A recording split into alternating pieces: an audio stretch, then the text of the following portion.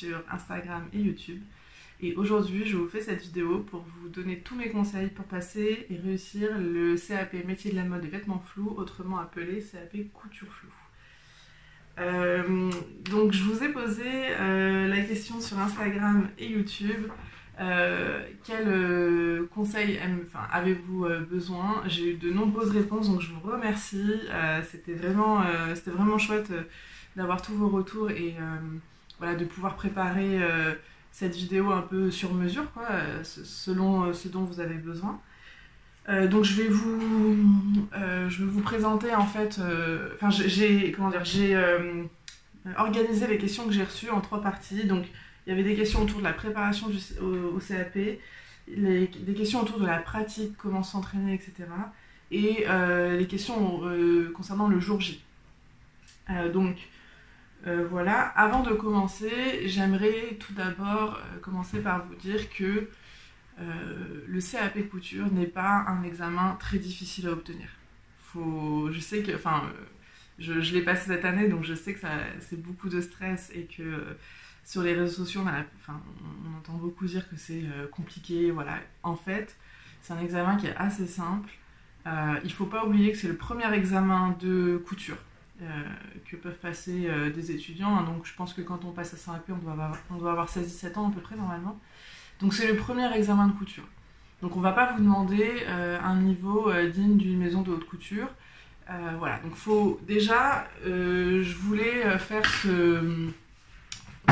cette petite précision pour un peu vous détendre par rapport à la difficulté de l'épreuve. Donc l'épreuve de 16 heures de couture fait peur, le P2 fait très peur. En réalité, 16 heures, c'est quand même assez long pour faire ce qu'on a à faire sans se précipiter. Donc vraiment, il faut se détendre par rapport à ça. C'est pas un examen qui est très difficile. Moi, je sais que je stressais beaucoup pendant longtemps. Et c'est une fois où je parlais avec une mercière qui avait l'habitude d'accompagner des personnes dans des projets couture assez lourds et qui était aussi une ancienne enseignante qui m'avait dit mais stressez pas, c'est le premier examen de couture, c'est pas compliqué. Et c'est vrai que quand elle m'a dit ça, je me suis dit ouais, elle doit avoir raison quand même, donc ça m'a un peu détendue et en fait c'est vrai, c'était pas compliqué du tout. Voilà, déjà il faut se rappeler ça à l'esprit. Ce n'est pas un examen très complexe à obtenir et vous n'avez pas besoin de terminer votre pièce d'examen pour obtenir votre CAP. Je crois que, alors, quand on a passé le CAP, je crois qu'on était une quinzaine, donc j'étais à l'Académie de Paris. Il me semble qu'on était une quinzaine à le passer en candidat libre cette année. Et on était répartis en 2 salles. Et dans ma salle, je crois qu'à peu près la moitié des filles n'ont pas fini leur... Alors moi je suis partie avant l'heure, donc j'ai pas vu exactement la fin, mais d'après les étapes à laquelle elles étaient 2 heures avant la fin, ou 3 heures, je sais plus si je suis partie 2 heures ou 3 heures avant, non 2 heures avant la fin, je crois qu'elles n'ont pas pu finir, et même elles le disaient qu'elles n'allaient pas pouvoir finir. Et elles l'ont sûrement obtenu quand même. C'est pas du tout éliminatoire de ne pas finir sa pièce. Je sais que certaines personnes n'ont pas fini, ils l'ont eu. J'ai eu quelques contacts après l'examen et au moment des résultats. Donc voilà, faut déjà se détendre avec ça. C'est pas insurmontable du tout. Donc concernant la préparation, je suis désolée, j'ai un petit... J'étais en train de tricoter tout à l'heure, du coup j'ai un peu de laine qui virevolte encore, je pense. Donc concernant la préparation au CAP, beaucoup de personnes m'ont demandé avec quel organisme je suis passée. Donc moi je n'ai pas fait appel à un organisme, je me suis seulement basée sur le livre « Passez votre CAP couture » de Artezane. Donc il faut savoir que ça fait déjà 7 ans que je fais de la couture et que je m'intéresse de près à tout ce qui est vraiment méthode, un peu dans les règles de l'art, la technologie textile, les matières. C'est vraiment des sujets qui m'intéressent beaucoup. J'aime beaucoup creuser et avoir toujours voilà, des belles... J'aime bien essayer d'avoir des belles finitions, tout ça. Donc du coup, je pars pas de zéro. Je pense que si vous êtes débutante, ou alors si vous savez déjà coudre mais que vous n'avez pas un niveau confirmé, Effectivement, passer par un organisme, ça peut être bien parce que vous allez être totalement accompagné et vraiment, vous allez avoir des professeurs qui vont pouvoir vous guider dans votre pratique, vous donner des conseils et ça, c'est intéressant. Cependant, quelque chose que j'ai observé pendant l'examen en lui-même cette année et puis en discutant avec les autres candidates, c'est que les personnes alors je pense que j'étais une des seules qui n'avait jamais pris de cours de couture et qui était vraiment en totale roue libre. Et les personnes qui étaient passées par des organismes, donc quasiment toutes avaient fait les cours de la mairie de Paris, avaient une formation très bonne, mais manquait un peu d'autonomie. Voilà. Donc ce n'est pas simplement ce que j'ai constaté, hein, j'en ai parlé avec elle. Plusieurs filles m'ont dit qu'elles avaient besoin d'une validation et que c'était ce qui les stressait pendant l'examen, c'est que les examinatrices ne valident pas ce qu'on fait. Même au moment de la coupe du tissu, elles viennent, elles observent, mais elles ne nous disent pas ok. Elles nous disent si ok, il faut y aller, mais si vraiment il y a une grosse erreur, qu'on a mis une pièce dans le droit fil, elles vont le dire, mais en tout cas elles vont nous enlever des points pour ça. Mais en tout cas c'est tout au long de l'examen, elles valident pas ce qu'on fait et elles nous disent pas c'est bon, ok, allez-y, ou alors la solution c'est ça. Vraiment, donc il n'y a pas vraiment de validation. Donc, ces personnes-là me disaient que c'était un peu leur souci, c'est c'était ce manque d'autonomie et c'est effectivement quelque chose que j'ai pu observer pendant l'examen. Que voilà, elles avaient du mal à passer, quand il y avait une difficulté, elles avaient du mal à passer l'étape, à se débrouiller un peu seules et quitte à s'écarter un peu des techniques vraiment parfaites, elles avaient du mal à passer les difficultés. Donc du coup, elles accumulaient du retard. Donc c'est pour moi ce qu'il faut prendre en compte si on passe par un organisme, c'est que ça donne des bases très solides, une formation vraiment très intéressante. Par contre, il faut à tout prix développer son autonomie soi-même, donc à la maison, coudre sans attente de validation de quiconque, essayer, quand on a une difficulté, essayer de la passer toute seule. Alors, moi j'ai beaucoup appris en regardant des vidéos YouTube ou en faisant des patrons de couturières, de modélistes indépendantes qui expliquent beaucoup et tout, donc ça m'a beaucoup appris. Voilà, essayer parfois de se détacher des explications pour passer les étapes seules, voilà, et vraiment essayer d'être autonome. Donc ça, je pense que c'est un point hyper important si on passe par un organisme de formation. Si vous faites, comme moi, le choix d'être en formation libre, sans organisme, sans professeur, et que vous vous formez avec des bouquins, je trouve que le bouquin de l'artisane est hyper intéressant parce qu'il est très complet. Donc déjà, vous avez, dedans, ils disent qu'il y a 32 modèles complets à réaliser. Alors, dans les faits, il n'y a pas 32 patrons, mais il y a des variantes pour chaque patron, et ça, c'est hyper intéressant parce que déjà, vous n'êtes pas obligé de coller au modèle qu'ils vous proposent. Et en plus, ça permet de découvrir des nouvelles techniques. Parfois, ils ajoutent des plis, ils ajoutent une finition. Il y a une chemise où il y a une variante où ils ajoutent une fente capucin. Au lieu de la fente indéchirable, ils mettent une patte capucin, tout ça. C'est très complet, ça permet de voir beaucoup de techniques. Ce qui est aussi très bien dans ce bouquin, c'est que vous allez avoir déjà toutes les informations concernant le matériel de couture qui est intéressant à avoir. Donc là, vous voyez, c'est écrit petit matériel. C'est pas forcément ce qu'il faut amener totalement pour les examens, mais en tout cas, c'est déjà les fournitures classiques qu'il faut avoir dans son atelier couture. Ensuite, c'est un bouquin qui va vous permettre de vraiment réviser toutes les thématiques sur lesquelles vous allez pouvoir être interrogé lors de l'EP1 et lors de l'EP2. Donc, alors pour vous donner un exemple un peu concret, voilà, vous allez avoir des choses autour de la technologie textile, de l'histoire de la mode. Vous allez avoir des cours de modélisme, de modification de patron plutôt, on va dire.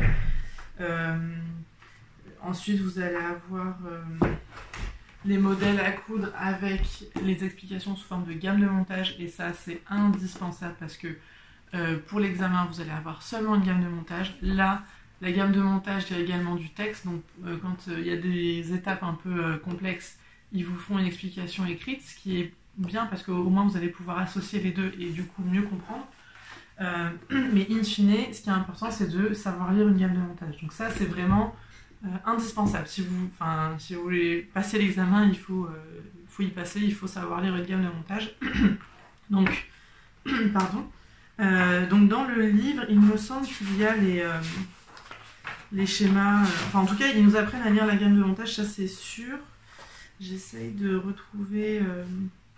voilà, ces pages-là, en fait, elles vous apprennent à lire la gamme de montage. En fait, voilà, ils vous expliquent qu'une gamme de montage, c'est des schémas en coupe. Et voilà, donc ils vous expliquent comment la lire. Et ça, c'est hyper intéressant. Parce que voilà, ça va vraiment vous permettre de... C'est vraiment les connaissances nécessaires pour passer l'examen. Qu'est-ce que je peux vous dire d'autre sur ce bouquin? Donc il y a déjà les modèles sont très sympas, sont vraiment très mignons. Tout à fait... Enfin c'est des modèles que j'en ai réalisé beaucoup parce que j'aimais bien le style de leur modèle. Je trouve qu'ils taillent très bien. Alors c'est pas forcément l'avis de tout le monde, hein, mais... moi je trouvais que, en tout cas par rapport à ma morphologie, ça taille bien, donc j'ai pas une morphologie, comment dire, je suis, on va dire que j'ai les hanches et les épaules quasiment la même largeur, avec une taille marquée mais pas trop. J'ai pas un problème de creux important dans les reins, enfin voilà, j'ai pas à part le fait que je suis grande, j'ai pas de point très particulier au niveau de ma morphologie, donc les patrons m'allaient bien, j'avais pas besoin de les modifier de beaucoup. À part les rallonger comme d'habitude, mais sinon, voilà, rien de particulier. Ce qui est intéressant, c'est qu'ils vous apprennent aussi à faire du dessin. Là, vous avez des indications sur la colorimétrie. Là, vous voyez, vous avez un petit dessin d'une robe. Et en fait, dans le bouquin, ils nous accompagnent dans les savoirs pour dessiner un vêtement correctement, en mettant en avant la fluidité et tout ça. Donc, c'est vraiment intéressant. Ce qui est bien, c'est qu'à la fin du bouquin, on a vraiment des conseils pour se préparer à l'EP1 et l'EP2. Donc ça, c'est pareil, c'est des pages qui sont assez précieuses et qui vraiment, voilà, ils donnent des petites astuces, comme par exemple mettre des codes couleurs sur notre gamme de montage pour des points sur lesquels il faut faire très attention, ou des petites incompréhensions, voilà. Ça c'est des petites techniques qui sont toujours bien. Et puis ensuite ils vous apprennent des techniques très, très précises. Donc là par exemple la pâte polo et le capucin, voilà. Donc c'est pour réaliser des pièces d'études. Donc c'est vraiment un bouquin qui est extrêmement complet et moi ça m'a vraiment suffi pour passer l'examen. Donc il coûte 36€.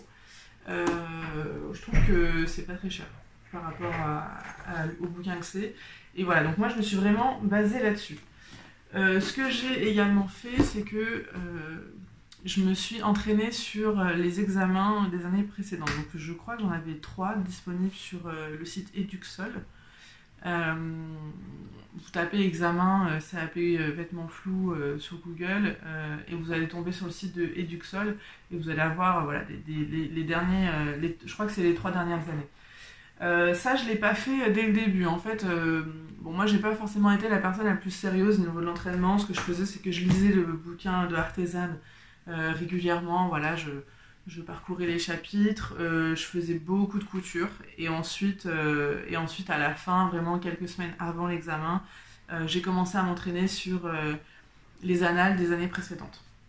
Donc voilà, ça, l'idée c'est vraiment de se mettre en condition et franchement faire les annales c'est rassurant parce qu'on voit que c'est pas insurmontable du tout, que vraiment c'est pas si compliqué que ça, surtout les examens écrits sont pas très complexes. La question suivante sur la préparation CAP, c'est où s'exercer sur une machine industrielle, sur les réglages et l'utilisation des pédales de la machine. Alors,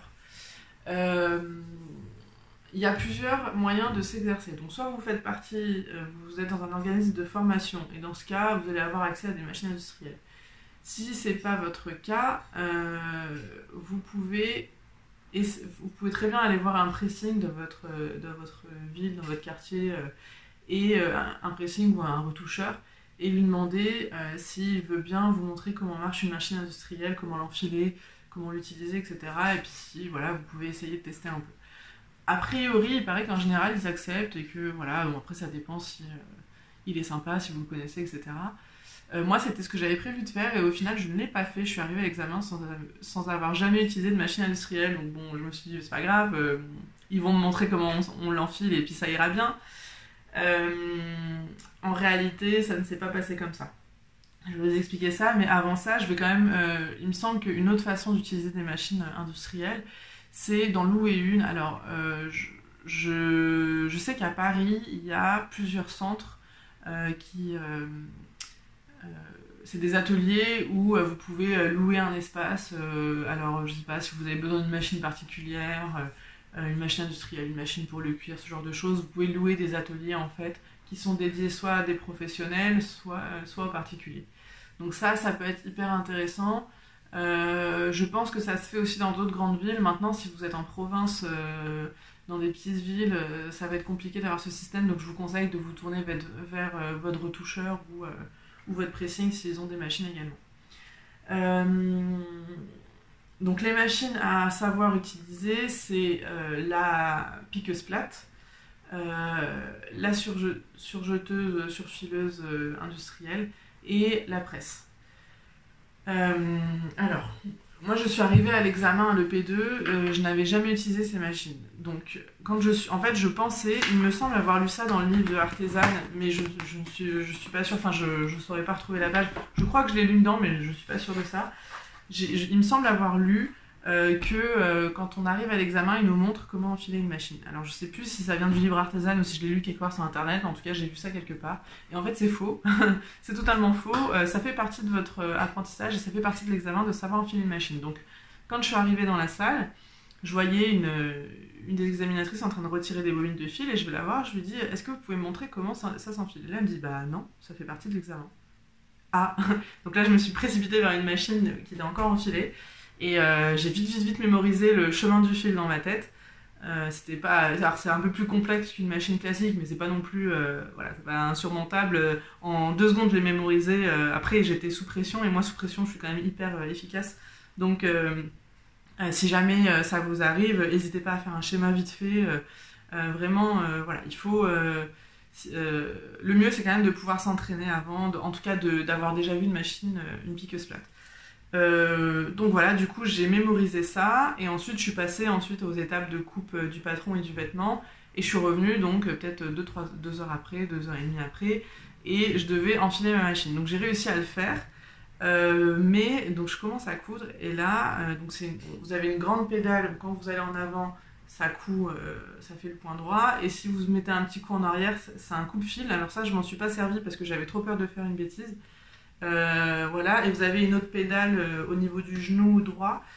Quand vous écartez la jambe sur le côté, vous avez une pédale qui vous permet de lever le pied. Donc c'est hyper pratique, franchement c'est hyper agréable à utiliser une piqueuse plate. Et ça va extrêmement vite. Donc après, avec la pédale, vous arrivez facilement à ménager la vitesse, mais c'est une machine qui est extrêmement rapide. Donc quand vous arrivez sur votre machine, enfilez-la et commencez sur des chutes de tissu à tester la vitesse, à vous entraîner. Moi quand j'ai fait ça, le point c'était du n'importe quoi, il y avait des bouclettes partout, ça cousait pas correctement. Donc je commence à modifier, enfin j'appelle l'examinatrice, elle me dit bah modifiez les réglages. Je modifie les réglages, alors vraiment j'essayais, donc j'ai réenfilé le fil, j'ai réenfilé la canette, vraiment j'ai tout essayé, puis ça continuait, et là elle me dit mais vous avez vérifié que votre aiguille est à l'endroit? Je dis bah non, vous l'avez pas mise à l'endroit? Elle me dit bah je sais pas. Et elle touche, et effectivement l'aiguille était mise à l'envers. En fait, ce qu'elle m'a expliqué, c'est que c'est pas eux qui le font volontairement, mais comme c'est des machines qui sont utilisées par les élèves, vu qu'on le passe dans des lycées spécialisés dans les CAP, il y a des élèves qui travaillent sur ces machines habituellement, en dehors des examens, et donc comme la veille, il y avait eu un élève qui avait utilisé la machine, il avait mis l'aiguille à l'envers, alors j'espère qu'il n'avait pas fait ça volontairement, mais que c'était simplement une erreur. En attendant, c'était pas une blague marrante parce que j'ai dû bien perdre bien 3/4 d'heure, 1 heure sur la machine juste parce que mon aiguille était à l'envers. Et effectivement, une fois que je l'ai remis à l'endroit, tout marchait nickel et le point était vraiment bien. La surjeteuse industrielle, là c'est très simple, elle est enfilée, on ne nous demande pas de le faire. Il y en a une pour plusieurs élèves Et voilà, c'est assez simple. Alors pareil, c'est extrêmement rapide. C'est beaucoup moins, c'est des machines qui sont moins bruyantes que les machines qu'on a à la maison, donc ça c'est pas mal du tout. Et ensuite il y a la presse industrielle où là c'est une machine à repasser énorme, hyper puissante. Faites attention parce que, en tout cas celles que nous on avait, elles étaient vieilles, du coup le thermostat était pas, elle chauffait beaucoup trop et elle lustrait le tissu. On devait coudre du lin. Et ça lustrait le tissu, donc faut faire attention quand même faites des tests aussi sur des chutes. Ça c'est quelque chose que j'ai pas fait. D'ailleurs, moi la machine à repasser avait taché mon tissu, elle avait craché une goutte d'eau brune sur le tissu, donc j'avais dit aux examinatrices, elle m'avait dit on va mettre un petit mot sur votre enfin c'était un short qu'il fallait coudre, on va épingler un mot disant voilà que la tâche ne vient pas de vous mais de la machine. Et ça arrivait à plusieurs filles, mais voilà, ça c'est pas grave, ça n'a pas compté dans la note. C'est important quand il y a un souci comme ça avec les machines, c'est important de le prévenir aux examinatrices parce qu'elles peuvent faire des choses pour arranger le problème. Voilà à peu près pour les machines. Donc moi je vous conseille vraiment, soit vous êtes dans un organisme et du coup vous allez coudre avec ce genre de machine toute l'année et donc pas de souci pour vous. Soit vous ne passez pas par des organismes, et dans ce cas, essayez de voir avec des couturiers retoucheurs si vous pouvez essayer leur machine. Une autre question, c'est comment je me suis préparée. Donc là, je pense que j'ai globalement un peu répondu. Ce que je vais juste ajouter, c'est que en plus du bouquin et des annales, j'ai énormément cousu. Vraiment, cette année, j'ai eu une production énorme. Vraiment parce que je voulais m'entraîner le plus possible et le but c'était pas vraiment alors apprendre des nouvelles techniques, par exemple faire une fente capucin sur une chemise, je l'avais jamais fait, mais c'est pas enfin voilà, vous faites une fois, deux fois, trois fois et c'est bon, c'est appris, mais ce que je voulais c'est vraiment coudre le plus précisément possible parce que ce qui est important lors de l'examen, c'est qu'on va vous avez une marge d'erreur de 1 mm. Par exemple, si on vous dit de coudre à 7 mm du bord du tissu, vous pouvez coudre à 8 ou à 6, mais si vous êtes à 9 ou à 5 mm, on vous enlève des points. Donc il faut savoir être précis. L'avantage, c'est que la piqueuse plate, c'est une machine qui est extrêmement précise, c'est très visuel, et en plus, il y a des repères sur la plaque en dessous de l'aiguille, donc ça permet d'être précis. Mais c'est une machine vraiment où vous voyez où votre aiguille elle pique, et quand vous décidez qu'elle pique à tel endroit, elle pique à tel endroit. C'est vraiment hyper précis, c'est très très agréable à utiliser. Mais quand même, toute l'année, mon idée c'était de m'entraîner le plus possible avec des marges de couture différentes, avec des coutures qui sont bien droites, vraiment, voilà. Donc, en fait, quand je faisais mes projets, j'étais pas tout le temps en train de mesurer mes coutures, mais ce que je voulais c'était avoir une régularité, voilà. Donc, si je devais coudre à 1 cm, c'était voilà, avoir une marge de couture de 1 cm partout et pas avoir des petites variations à des endroits. Donc ça, c'est la première raison pour laquelle j'ai énormément cousu.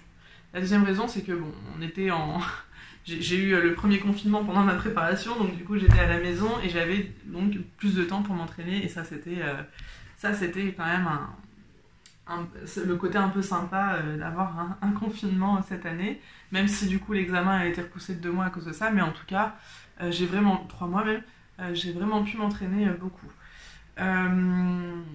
Il faut savoir que vous n'allez pas être interrogé sur des tissus très compliqués. Pour l'examen, en gros, moi ce que j'ai vu dans les annales, c'était que c'était soit du coton, soit du lin. Et cette année, ça n'a pas loupé, c'était un short en lin. Donc c'est pas des tissus qui sont complexes à utiliser, ça glisse pas, ça se plie facilement, donc vraiment, ne vous attendez pas à avoir de la soie par exemple, ça n'arrivera pas, ou même du satin. Ça ne devrait pas arriver, quoi. Enfin, c'est vraiment des tissus qui sont trop complexes. Ou alors si vous avez un tissu complexe, dans ce cas-là, vous allez avoir un modèle très simple à réaliser. Qu'est-ce que je peux ajouter d'autre par rapport à ma préparation? Je pense qu'on a fait un peu le tour, quoi. Là, à part pour se préparer, je pense que le mieux, c'est vraiment de s'intéresser à tout ce qui est technologie textile, histoire de la mode, parce que ça va être des questions qui vont forcément tomber lors de l'examen de l'EP1. Également concernant les codes de pressing pour l'entretien des tissus, ça tombe chaque année, donc il faut les connaître. Voilà, ça c'est des choses C'est assez basique au final ce que je vous dis, mais c'est quand même bien de le noter. Et puis bah voilà, se coudre beaucoup. Je pense que la meilleure façon de s'entraîner de toute façon c'est de pratiquer. Alors on m'a demandé si j'avais réalisé des pièces d'études. Ça m'arrive en fait des fois surtout sur des toiles en fait. C'est quand je patronne un modèle, je fais une toile ensuite et ça m'arrive de faire une petite pièce d'étude, une poche, passepoilée, un truc. Voilà, si j'ai besoin de m'entraîner sur quelque chose, je vais le faire là. Maintenant, ce qui peut être bien si vous êtes débutante, c'est voilà, de vraiment faire des pièces d'études. Donc vous découpez un carré prenez de la toile à patron, vous découpez un carré de tissu et vous faites la technique sur laquelle vous avez besoin de vous entraîner. Donc si c'est une fente, une patte polo ou capucin, poser une fermeture éclair invisible, faire des poches passepoilées, faire des poches paysannes, enfin voilà. Entraînez-vous, si vous êtes débutante, il faut vous entraîner à faire ces techniques-là parce que il y a toujours ce genre de technique qui tombe à l'examen de couture, à l'EP2. Donc vraiment, même si vous avez la gamme de montage, la meilleure façon d'être serein par rapport à la gamme de montage, c'est de savoir faire sans la gamme de montage. Donc si jamais vous ne comprenez pas le schéma qui est sur la gamme de montage, mais que vous savez qu'il y a une poche passepoilée à faire, bon bah, il n'y a pas 36 façons de faire une poche passepoilée. Vous la faites de vous-même et puis voilà quoi. Vous voyez ce que je veux dire, c'est ça, savoir être autonome. Pour moi, c'est savoir dépasser cette difficulté par exemple. Mais pour ça, il faut s'être entraîné. Donc effectivement, faire des pièces d'études, c'est-à-dire juste un carré de tissu dans lequel vous faites votre technique, ça c'est toujours bien. Moi j'ai cousu énormément de vêtements parce que bah, c'est ce que j'aime coudre, hein. Je fais pas trop d'accessoires, mais à vrai dire, c'est intéressant aussi de faire des accessoires parce que ça permet de comprendre beaucoup de techniques et de modéliser un peu en 3D les choses assez facilement. Voilà, donc étant donné en plus qu'au CAP on est interrogé sur des vêtements, ça me paraissait assez logique de coudre beaucoup de vêtements. Voilà, donc moi je cousais des choses pour moi que je portais ensuite, ou alors vous pouvez aussi faire des toiles sans les finitions si vous n'avez pas le temps. Mais voilà, donc vraiment ce qui est important c'est ça. On me demandait, donc là je vais un peu entamer les questions concernant la pratique. Donc les pièces d'études, les vêtements, ça j'en ai parlé. On me demandait combien de temps par jour ou par semaine je consacrais à l'examen du CAP. Je saurais pas trop vous dire. Alors par jour, c'est sûr que je pourrais pas vous le dire parce que y a des jours où je couds pas, il y a des jours où je couds, ça dépend. Je dirais que par semaine, ça devait représenter une dizaine d'heures. Mais c'était pas comme ça toutes les semaines. Il y a des semaines, pendant le confinement, je devais être facile à une dizaine d'heures de couture par semaine. Avant le confinement, en début 2020, et du coup quand j'allais au bureau, etc., je pense que non, il y a des semaines où je couds pas, il y a des semaines où je cousais, enfin c'est très variable, mais oui, on va être autour, ça peut être 0 à 20 heures quoi, enfin, donc on va dire en moyenne une dizaine d'heures par semaine, et c'est déjà beaucoup, hein, c'est pas forcément, ça dépend de votre niveau. Si vous êtes débutante, oui, il faut vous entraîner beaucoup parce qu'il n'y a pas de secret pour acquérir pour connaître les techniques et puis acquérir la finesse dans le mouvement, c'est-à-dire, je sais pas si vous avez remarqué, mais moi c'est quelque chose que j'ai remarqué avec la pratique au fil des années, c'est que au début on est un peu grossier dans le mouvement de nos doigts quand on veut plier des tissus, on galère toujours un peu avec la machine quand on est en train de coudre et qu'il faut faire un pli ou un truc, c'est toujours galère. Et en fait, ça, c'est une finesse du toucher qui s'acquiert avec le temps en pratiquant. Donc, et ça, en fait, c'est la précision du geste. Donc ça, il n'y a pas de secret. Pour l'avoir, il faut pratiquer. Du coup, c'est vraiment, pour moi, le meilleur conseil que je pourrais vous donner, c'est de pratiquer au maximum. Et je trouve que les modèles du livre de Artisan sont très bien pour ça. Il y a vraiment... alors, je sais pas si je... Est-ce qu'il y a un endroit où ils sont dessinés où je pourrais tous les vous les montrer? Je ne pense pas. Il y a vraiment en fait une variété de modèles qui permet de s'entraîner sur plein de choses. Donc là, le premier modèle sur lequel il vous entraîne, c'est cette jupe. C'est une jupe avec un pli devant, un pli creux, vous appelez ça pli rond, il me semble.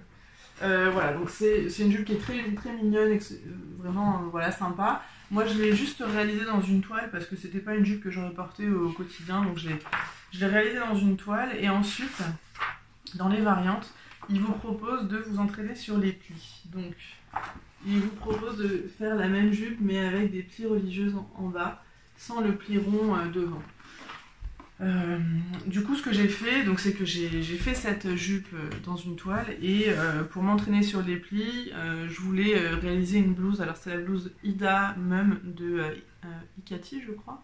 Je crois que c'est Ikati qui fait ça. Et devant, il y a un plastron et ce que j'ai fait, c'est que le plastron, je l'ai modifié pour faire des plis religieuses dessus. Et voilà, ça m'a permis de m'entraîner sur la régularité des plis. Vraiment être hyper précis, avoir des plis de la même taille, des coutures bien droites, etc.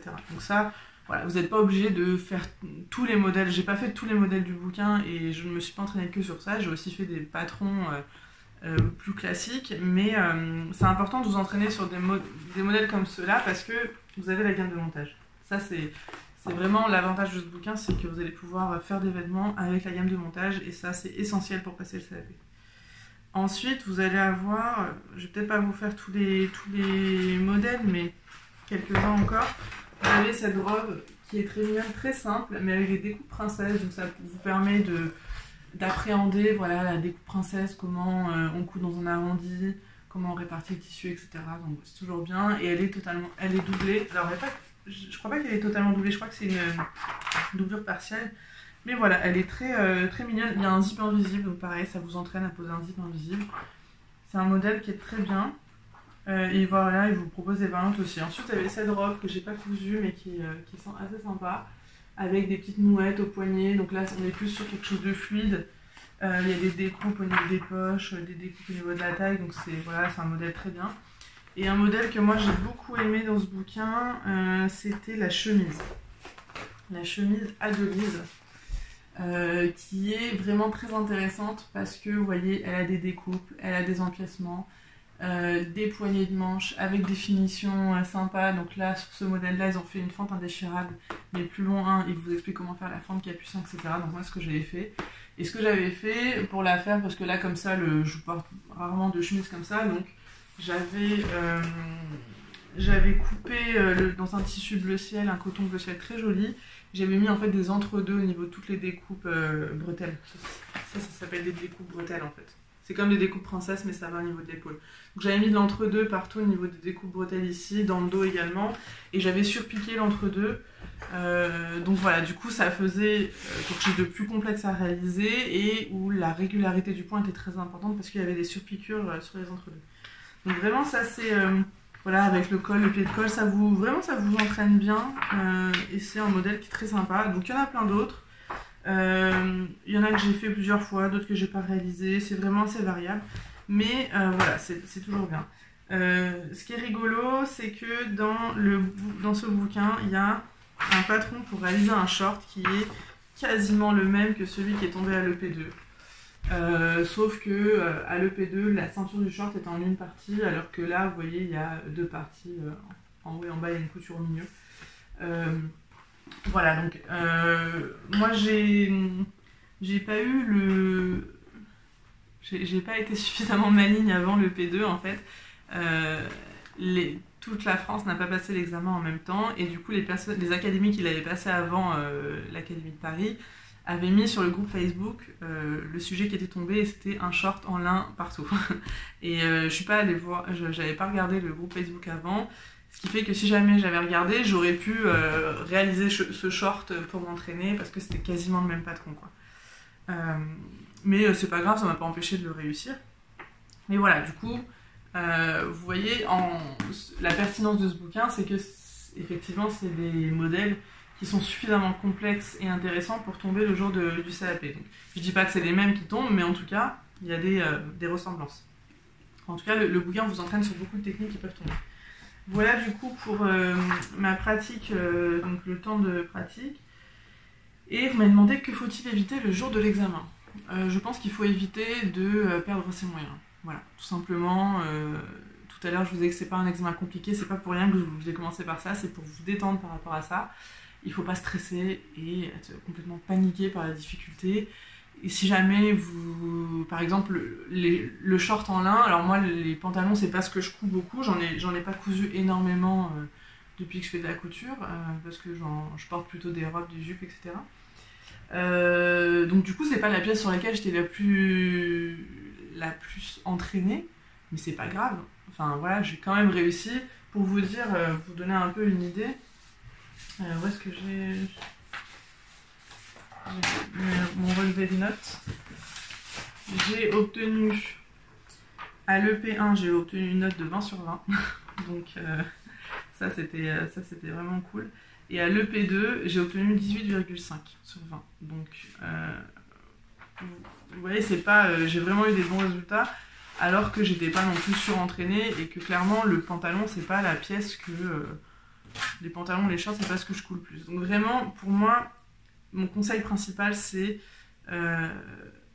rester zen face à l'épreuve, et pour être zen en fait il n'y a pas de secret, il faut être entraîné. Donc c'est pour ça que je vous dis de coudre beaucoup toute l'année, parce qu'il faut voilà, être sûr de soi, et pour ça il faut s'être entraîné. Qu'est-ce qu'il faut éviter d'autre le jour de l'examen? Vous m'avez parlé sur Facebook des stylos friction. À vrai dire, je pense pas que ce soit important. En tout cas, si jamais les examinatrices ne veulent pas que vous utilisiez un stylo friction, vous n'allez pas perdre 2 points pour ça. Enfin, faut pas vous paniquer. Dans tous les cas, venez avec une craie de tailleur en plus. Moi, j'utilise surtout les craies de tailleur. Je sais que j'avais emporté un stylo friction au cas où je trouve opportun d'utiliser. Maintenant, c'est pas indispensable, quoi. Enfin, c'est pas indispensable et ce sera pas éliminatoire. Donc voilà, vous inquiétez pas pour ça, vraiment, c'est pas ça qui va vous faire perdre des points. Qu'est-ce qu'il faut éviter d'autre le jour de l'examen? Je pense trop se comparer avec les autres personnes qui passent l'examen. Voilà. On va pas tous à la même vitesse. Vous allez voir que vous n'allez pas réaliser le vêtement parfois dans le même ordre et de la même façon. C'est pas grave. Enfin, du moins qu'à la fin votre pièce elle est bien faite, c'est pas un souci. Donc voilà, ne vous comparez pas. Si jamais il y en a une qui a un ciseau très particulier, ça sert à rien de paniquer parce que vous l'avez pas. Enfin, je pense que si vous cousez toute l'année, vous allez emporter avec vous le matériel qui vous est nécessaire à coudre. Et surtout, ah oui, si, un conseil essentiel pour le jour de l'examen, c'est lisez bien l'épreuve. Tout est indiqué dedans, donc il faut vraiment se concentrer sur l'épreuve. Alors justement, ça nous amène à la question du jour J, mes conseils pour réussir l'examen. Donc vous m'avez posé beaucoup de questions sur comment organiser son temps. Alors pour moi, ce qui est important, c'est, donc on a 16 heures d'examen pour le P2. 16 heures sur 2 jours, donc ça fait 2 fois 8 heures. Et donc vous avez 4 heures le matin, 4 heures l'après-midi. Donc, ce qui est important, c'est d'avoir en tête un peu un timing pour les étapes. Par exemple, donc je vais vous montrer le P2. Voilà, le P2. C'est un sujet qui se présente comme ceci. Vous pouvez le retrouver du coup sur internet. Maintenant, il fait partie des annales. Et donc, voilà, donc vous avez un petit sommaire derrière la première page. Et vous allez avoir la présentation du vêtement. Donc lisez-le, c'est intéressant, ça permet de se mettre dans le modèle, de le comprendre. Voilà, il vous explique il vous explique un peu comment il a été conçu. C'est toujours sympa, ça permet aussi de se détendre un peu en arrivant. Ensuite, vous avez le travail demandé. Alors ça, clairement, je trouve que c'est pas hyper clair, ce genre de truc. Mais en gros, c'est ce sur quoi vous allez être noté.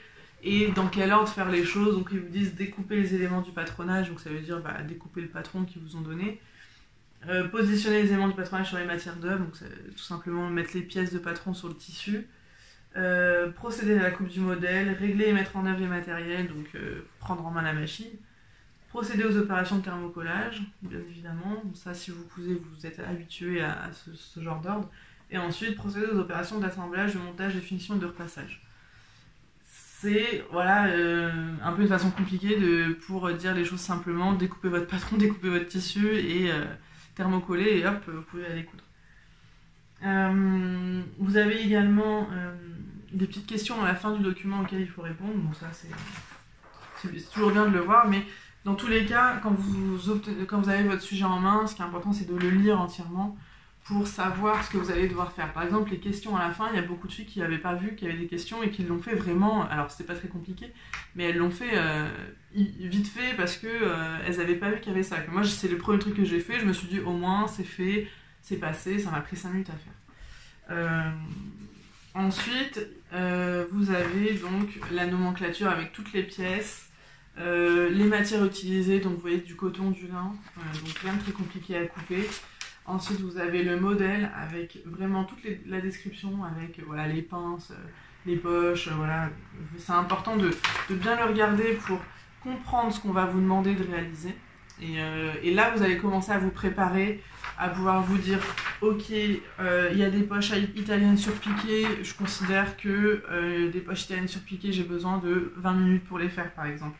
Il y a des fausses poches passepoilées, donc ça c'était rigolo parce que moi quand j'ai vu ça je me suis dit ah il y a une poche passepoilée, j'ai regardé ah bah non, fausse poche passepoilée, mince comment on fait ça, et en fait c'était hyper simple et du coup c'était pas du tout un point technique, en fait il était extrêmement simple ce short, il y avait des poches italiennes, c'est quand même facile à faire, et ensuite des poches passepoilées qui étaient fausses, qui étaient fictives, donc il n'y avait pas de sac de poche et il n'y avait pas besoin de tailler dans le tissu, donc vraiment très simple.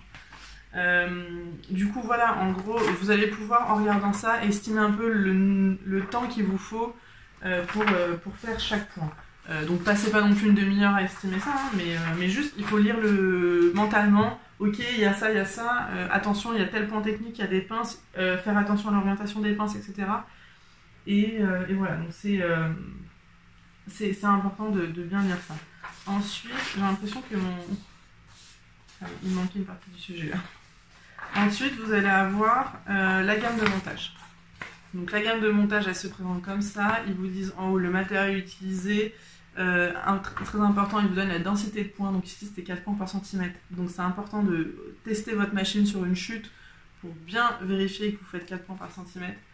Voilà, ils vous donnent là, ici, l'abréviation PP, elle veut dire pied presseur, une branche. Donc c'est une petite indication intéressante. Les opérations grisées ne sont pas réalisées, donc ça c'était à la fin en fait de la réalisation. L'étape de la pose du bouton et de la boutonnière était grisée parce qu'on n'avait pas de machine à boutonnière et qu'ils n'avaient pas besoin de nous tester là-dessus. Ils voulaient juste, c'était juste que ça fait partie de la gamme de montage, mais qu'on n'avait pas besoin de le faire. Un petit conseil, moi ce serait alors soit vous surlignez, vous pouvez surligner des informations qui vous paraissent importantes et pertinentes, moi là je ne l'ai pas fait, mais par contre ce que je faisais tout le temps c'était de barrer les étapes que j'avais fait, pour vraiment ne pas perdre de temps à me dire mince j'en suis où, sauter une étape sans faire exprès, etc. Donc vraiment, ça c'est exactement le genre de truc qui vous facilite la vie et qui fait que vous ne perdez pas de temps pendant la réalisation en vous disant ah je sais plus c'était l'étape 30 ou 32, je sais plus, vous voyez, parce que vous avez des schémas quand même qui se ressemblent pas mal, donc voilà, c'est bien de faire ça pour vous faciliter la vie. Ensuite, il faut savoir que dans toutes les gammes de montage des EP2 il y a des erreurs, dans toutes. Donc du coup, si vous voyez qu'il y a une erreur, n'hésitez pas à le dire. Il faut le dire aux examinatrices parce qu'elles vérifient, elles vous disent si oui ou non c'est une erreur. Et ça permet aussi de prévenir les autres élèves. Là par exemple, qu'est-ce que je pourrais... Je sais que j'avais vu une erreur que j'avais prévenu les examinatrices et du coup elles avaient pu prévenir tout le monde. Ah c'est ça, c'est quand on posait la ceinture, en fait... vous voyez la ceinture elle était en pliée en deux quoi, en gros, donc il y avait l'extérieur et l'intérieur de la ceinture, et l'intérieur en fait il nous disait de plier le bord pour faire repasser, de plier le bord, je sais plus si c'était intérieur extérieur, mais en tout cas c'était pas le bon bord qu'il fallait plier et ensuite coudre, enfin vous voyez, et ensuite on rabat. J'ai du mal à l'expliquer là comme ça, mais c'est une pose de ceinture classique, on coud un bord, on plie l'autre, on rabat et on vient surpiquer. Et bah dans la gamme de montage, ils indiquaient pas le bon bord à plier parce que par rapport à la suite des explications de rabattage et de surpiqûre, c'était pas le bon truc. Mais du coup ça j'ai pu le voir parce que j'ai lu la gamme de montage avant. Alors je ne l'ai pas lu en détail, mais j'ai pu prendre connaissance des étapes qu'on allait me demander, me familiariser avec les indications de la gamme de montage. Vous voyez là, ils vous disent par exemple donc, ce qu'il faut faire, le schéma, l'outil à utiliser, enfin le matériel à utiliser, la machine ou la surjeteuse, la presse, etc. Et ensuite les requis, c'est-à-dire à 30 mm du bord, à l'aide d'un gabarit, etc. Donc vraiment ça, c'est hyper important. Qu'est-ce que je pense que c'est par rapport à l'épreuve, enfin en tout cas à la prise de connaissance du document, je pense que c'est tout ce que j'ai à vous dire. Voilà, vous m'avez dit sur quoi faut-il vraiment faire attention. Et ben voilà, c'est exactement ça sur la gamme de montage. Il y a des erreurs dedans, elles vont vous dire dès le début quelles erreurs le rectorat leur a communiqué. Vous allez sûrement en repérer d'autres, donc faut le dire pour valider que c'est bien une erreur. Donc faites attention à ça.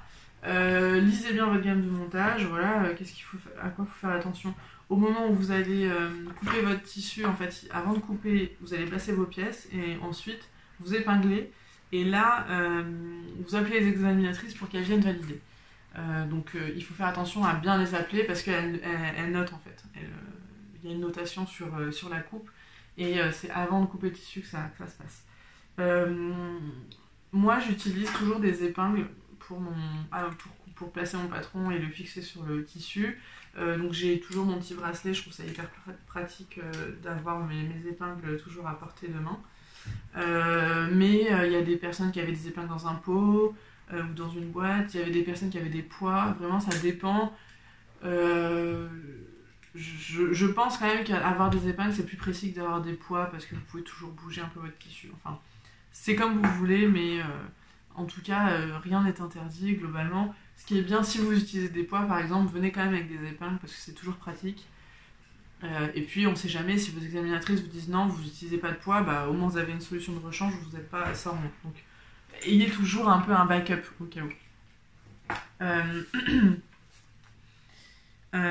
Astuce pour gérer son temps. Alors, comme je vous disais, lire la gamme de montage, ça va vous permettre d'anticiper ce qu'il va falloir faire et donc de mieux gérer votre temps. Ce qui est, par exemple, alors moi j'ai considéré quand je suis arrivée que couper le patron, couper le tissu, ça devait pas me prendre plus de 3 heures. Et effectivement, j'ai mis 2h30 pour faire ça. J'ai vu des personnes qui ont mis 5 heures et qui ont perdu énormément de temps à faire ça, alors que c'est des étapes qui doivent être beaucoup plus rapides normalement. Et du coup, ça les a mis en retard et elles n'ont pas fini leur pièce in fine. Donc, fixez-vous des temps comme ça pour travailler sereinement, mais sans être trop lente. En fait, l'idée, c'est quand même d'être efficace. Donc, pour être efficace, il faut se faire confiance, c'est important. Il faut avoir des outils adaptés. Et puis, il ne faut pas avoir peur, en fait, il faut y aller. Donc, très, très simplement, moi, je sais que quand je suis arrivée, j'ai eu... avant de couper le patron, j'ai eu une espèce de comment dire, pas de paralysie, mais j'étais un peu devant mon patron en me disant bon bah je le coupe, allez on y va. C'est ça, c'est le allez on y va, allez, hop, et là on se lance. Et du coup c'est bon, après toute l'épreuve elle se déroule. Mais il faut, ce que je veux vous dire par là, c'est qu'il faut pas avoir peur de passer les étapes. Donc déjà vous découpez votre patron, tout le monde le fait en même temps, calmement, faut pas se stresser, essayez d'organiser votre plan de travail, parce que ça compte il me semble dans la notation. Ne pas se laisser déborder par les chutes de papier à jeter. Voilà, essayez de mettez bien vos pièces ensemble. Il y a une fille qui, elle, perdait ses ciseaux, ses pièces et tout. Elle essayait de prendre les pièces des autres. Elle faisait n'importe quoi. Et du coup, voilà, faut pas se laisser envahir par les autres et faut pas vous-même envahir les autres. Essayez de rester organisé. Vous coupez une pièce, vous la mettez avec les autres. Vous faites votre pile de pièces. Ensuite, vous coupez votre tissu. Voilà, faut vraiment... rester serein en fait. Qu'est-ce que je peux vous donner? Astuce pour gérer son temps.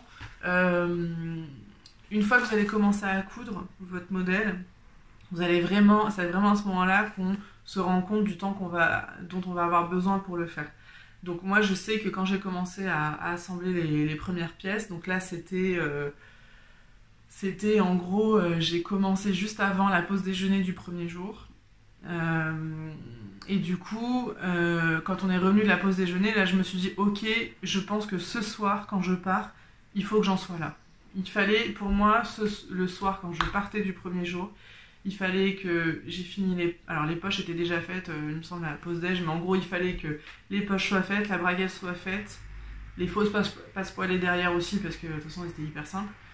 Et que les éléments du short, enfin que les jambes du short soient assemblées. Voilà. Donc pour moi, il fallait que j'en sois là et que le lendemain, j'ai à me concentrer sur la ceinture et les revers parce qu'il y avait beaucoup de couture à la main qui prenait du temps. En réalité, sur ce modèle-là, je pense que c'était bien suffisant si les poches et la braguette étaient faites et si on faisait l'assemblage des jambes le lendemain, plus la ceinture et les coutures main pour les revers. C'est juste que bon, moi j'avais besoin d'être rassurée si j'arrivais le lendemain matin avec la ceinture à faire et pas l'assemblage des jambes. Mais c'est pas un problème de faire ça c'était pas un problème si cette étape-là, assembler des jambes, c'est rapide. En une demi-heure, c'est fait, donc c'était pas un souci de le faire le lendemain. Ce qui est important aussi, c'est il faut considérer que vous avez le temps en fait de faire les choses bien. Donc si vous considérez que ce que vous avez cousu n'est pas bien, n'hésitez pas à défaire et à refaire. C'est pas grave. Je sais que par exemple, moi j'étais pas satisfaite de ma surpiqûre sur la ceinture. Bon bah j'ai défait et j'ai refait. C'est pas grave. C'est pas un souci. Donc n'hésitez pas à faire ça. D'ailleurs, donc en parlant de défaire, bien souvent on utilise des découvites comme ça. Donc moi j'en avais importé un pour l'examen au cas où, mais en réalité je ne découpe pas avec un découvite parce que je trouve que le risque de déchirer son tissu est trop important. On va trop vite à choper un fil du tissu et à le couper parce que la lame elle est vraiment trop proche du bord quoi. Donc moi ce que je fais c'est que j'utilise mes ciseaux, j'ai des ciseaux comme ça avec le bout qui est très pointu et j'utilise mes ciseaux comme ça pour découdre. Il y a un côté qui est un peu plus long que l'autre et donc là que je le rentre sous le fil et au moins je maîtrise un peu plus le coupe quoi. Enfin le côté coupant qu'avec un découvite. Et il me semble que dans les ateliers de haute couture ils interdisent les découvites à cause de ça parce que il y a vraiment des catastrophes qui arrivent à cause de ça. C'est pas mal à utiliser mais en réalité il y a quand même pas mal de défauts avec le découvite. Donc n'hésitez pas à refaire, mais faites attention quand vous refaites, ne vous énervez pas en fait sur la pièce.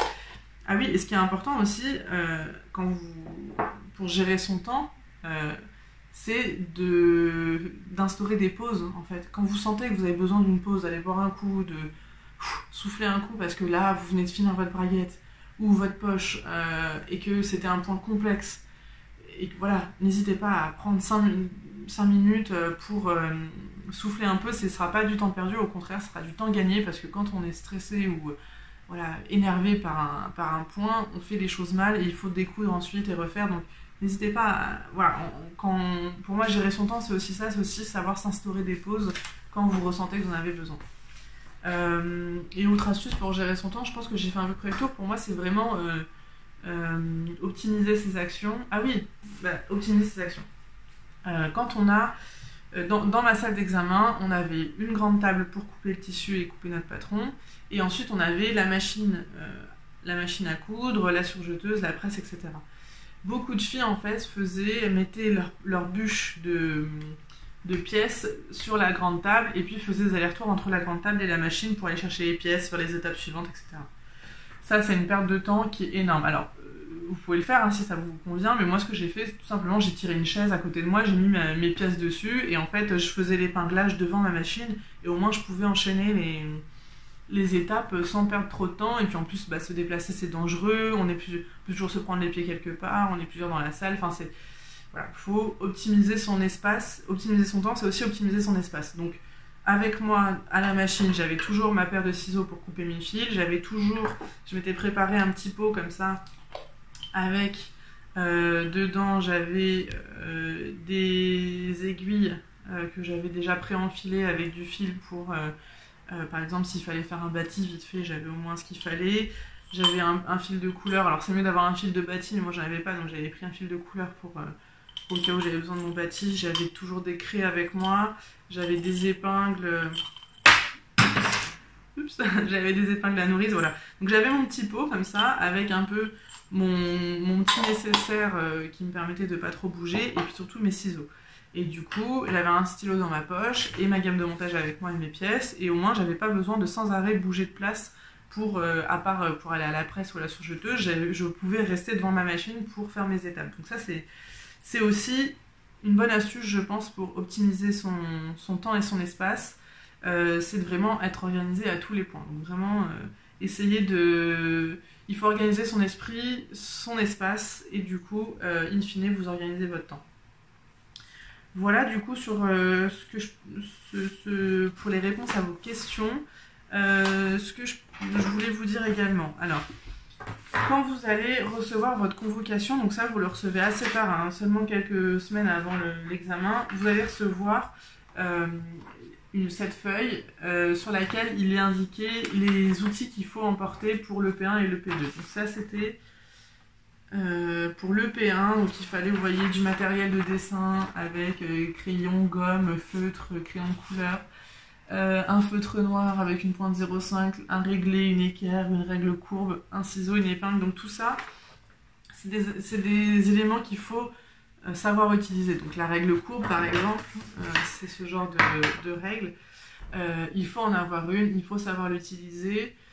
C'est très important parce que pour le P1, vous allez avoir une étape de modélisme, en fait. Donc, ayez déjà ces outils-là à la maison et utilisez-les dans l'année. Ça va vous permettre d'appréhender. Donc moi, j'avais également emmené ma règle comme ça. C'est une règle japonaise, je crois. En fait, lors de l'EP1, ils nous avaient demandé de les amener, mais ils nous les fournissaient déjà. Donc sur la table, on avait déjà ces éléments-là, mais venez avec, parce qu'on ne sait jamais, ça dépend des académies, je pense. Il y a sûrement des académies où ils ne vont pas vous les fournir. Autre petit outil intéressant à avoir, c'est un poinçon. Donc ça, ayez-le avec vous à l'EP1 et à l'EP2. Moi, j'avais oublié de le prendre à l'EP1, ce qui fait que quand on avait... lors de l'EP1, on avait en fait un modèle où il fallait fermer une pince. Et quand on ferme une pince, on a besoin de ça. Donc moi, j'ai utilisé le capuchon d'un stylo bic pour faire office de poinçon. Ça a très bien marché. Voilà, la preuve, j'ai eu 20 sur 20 à l'EP1, donc ça n'a pas été problématique. Mais quand même, c'est mieux d'avoir un poinçon. Mais en tout cas, l'EP2, je l'avais pris au cas où j'en ai besoin. Il m'a pas servi, mais en tout cas, c'était quand même bien de l'avoir. Ayez aussi un mètre souple avec vous. Toujours intéressant d'avoir ça. Pour le P2, moi j'avais prévu... Alors vous avez des retourne-biais, moi j'en ai pas. Du coup, quand je fais des biais, des pièces que j'ai besoin de retourner où je dois sortir les angles, j'utilise en fait une grande aiguille à tricoter avec un bout assez fin mais arrondi qui fait que ça perce pas en fait ça perce pas trop, faut faire attention quand même. Mais voilà, ça c'est un truc que j'ai l'habitude d'utiliser chez moi. Des fois j'utilise ce côté-là qui a une forme assez intéressante pour ça. Et du coup, je me suis dit j'avais pas acheté un retourne-biais exprès parce que c'est quelque chose qui me suffit. Mais voilà, si vous avez un retourne-biais, c'est encore mieux. Mais n'oubliez pas ce genre de petits éléments qui sont toujours bien. N'oubliez pas de prendre votre ciseau de coupe, important parce que vous en avez besoin pour le P2. Et ensuite, d'autres petits ciseaux dont vous avez utilité. Donc, soit vous avez un coupe-fil, soit vous avez des ciseaux. Moi, j'aime pas trop les coupe-fils, j'ai du mal à les prendre en main. Mais par contre, j'utilise toujours des ciseaux pour couper mes fils à la machine. Donc, essayez d'être, quand vous cousez, quand vous devez couper quand vous avez fait un assemblage et vous coupez les fils, essayez d'être précise, de tout de suite couper correctement parce que ça vous permet de gagner du temps. Sur la fin de l'épreuve, on vous dit épluchez votre pièce. Éplucher, ça veut dire couper tous les petits fils, enlever les plis s'il y a des plis, bien repasser et tout. Et du coup, vous gagnez du temps si vous l'avez fait en fait pendant la couture. Et ce que je vous conseille, c'est également d'avoir un ciseau comme ça de précision. Donc ça, c'est un ciseau Fiskars qui est super, qui est vraiment... donc c'est des lames de rasoir, hein. Les ciseaux Fiskars, ils sont super, très très pointus, très précis. Et alors ça, quand vous devez faire des crans, c'est parfait. Quand vous avez, par exemple, vous devez...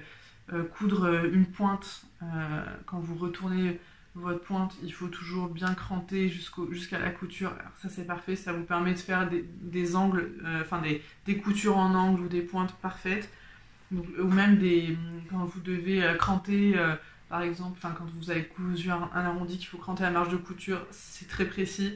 Vraiment, essayez d'avoir des ciseaux comme ça que vous n'utilisez que pour ça en fait. Vraiment, moi ces ciseaux-là, je les utilise que pour cranter. et sur des coutures de précision.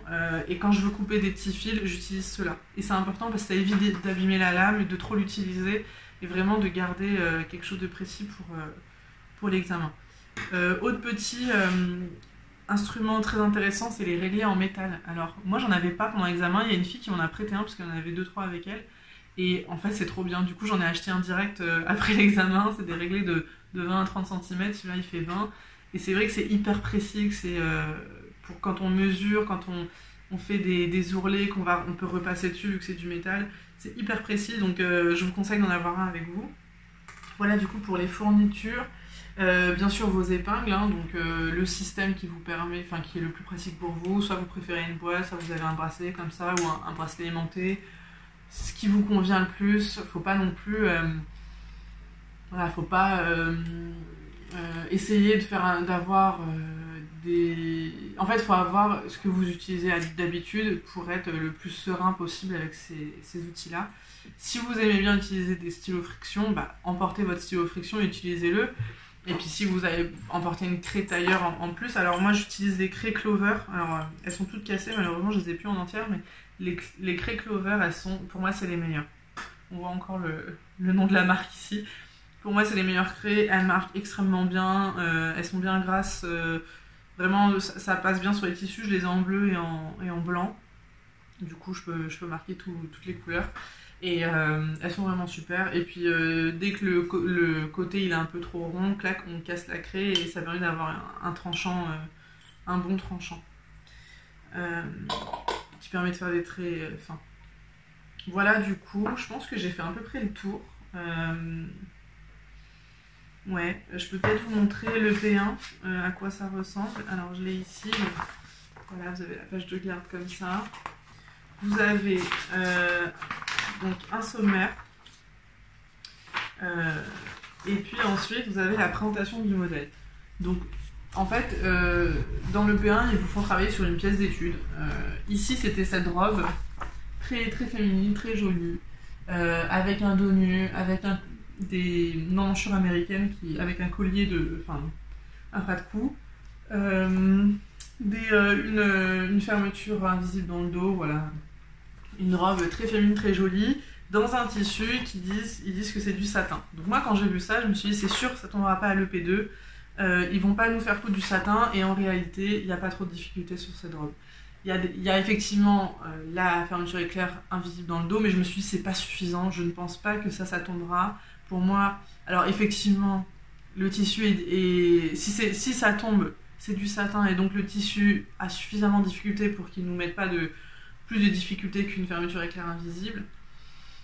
Maintenant je me disais ça m'étonnerait qu'ils nous fassent que du satin. Donc je me suis dit c'est pas ça qui va tomber, mais néanmoins pour le P1 c'est là-dessus qu'il fallait travailler. Donc vous voyez, il vous donne toute une feuille avec le travail demandé, donc c'est bien de bien la lire pour savoir ce que vous allez devoir faire. Ensuite vous avez une page avec tout le descriptif du modèle, hein, donc c'est pareil que pour le P2 ou sur le short vous avez tous les éléments, là c'est pareil, vous avez tout le descriptif, donc c'est important de bien le lire parce que quand vous allez tomber sur des éléments de patronage, il faut quand même bien connaître la robe qui est représentée ici. Ensuite vous avez donc une nomenclature qui correspond à la robe.